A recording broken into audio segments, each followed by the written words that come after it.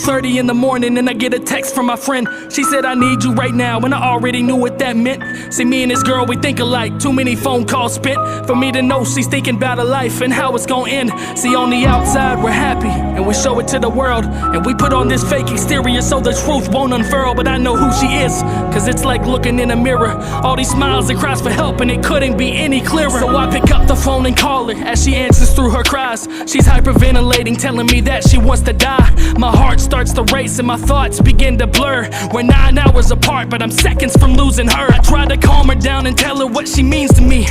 Even though we're new friends, she's seen a side that no one sees. Told her, listen to my breaths, I'm right here, please breathe. You got so much left to do, stay here, don't leave. The cries got even louder as the breaths got short. I told her, listen to my words as I fell down to the floor. Stay with me, I'm here, let it out, it's okay. Just cry till you can't cry, no more tears down your face. A couple minutes went by and the crying finally stopped. But not because she did, because the phone call dropped.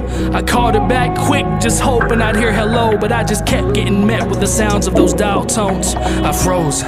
What do you do in that moment?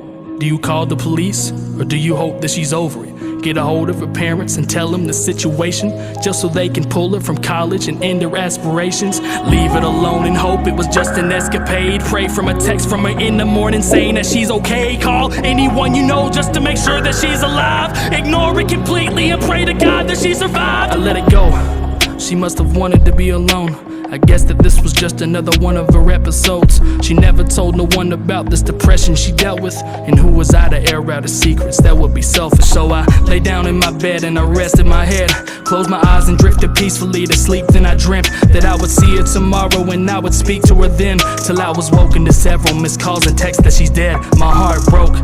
She downed a bottle of pills. She took them shortly after our call ended, and it felt surreal. She was a friend of many, a student athlete at her school, a daughter, a sister, a very special jewel. At the funeral they told us that nobody had a clue that they could have saved her life, if only that they knew. And if someone at the funeral had ever felt depressed, to get some help so that your face won't ever end up in the press. There wasn't a dry face in the room, only 22 years old, an entire life in front of her, and now she's laying there cold. If only I'd called someone, we wouldn't be here now, and nobody would be sad, and I wouldn't feel like I let her down. But that's not what happened, cause instead of going to bed, I called every person I knew to check to make sure you weren't dead. I stayed up 7 hours praying every second of it, just hoping to get a text saying that you weren't heaven sent, but then I got it. You told me that I had no right, and blocked me on everything, and we ain't talked since that night. Was I a bad friend?